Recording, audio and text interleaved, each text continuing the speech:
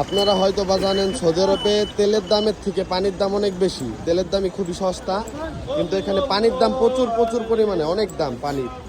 একটা বিষয় আমার কাছে খুবই ভালো লাগে, যখন মক্কা নগরীতে আসি, যখনই নামাজের জন্য বের হই বা ঘোরার জন্য বের হই, এখানে দেখি যে প্রতিনিয়ত পানি দেয়, ফ্রি ফ্রি পানি, আনলিমিটেড পানি, যে যত নিতে পারে পানি দেয়। এটা শুধুমাত্র হাজিদের সেবামূলক কাজে নিয়োজিত। শুধু হাজিরা না, যারা এখানে কাজ করে যারা, বা এখান দিয়ে যারা থাকে, সবাইকে পানি দেয়। এই বিষয়টা আমার কাছে খুবই ভালো লাগে। সৌদি আরবের বড় বড় কোম্পানি থাকে, যেই কোম্পানি থেকে পানি স্পন্সর করে, শুধুমাত্র সেবামূলক কাজে নিয়োজিত এটা।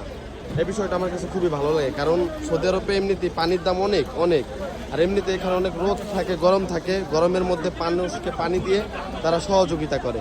এই বিষয়টা আমার কাছে খুবই ভালো লাগে। এই যে দেখেন, এখানে আনলিমিটেড পানি দিতেছে, এই গাড়িটা পুরো ভরা পানি।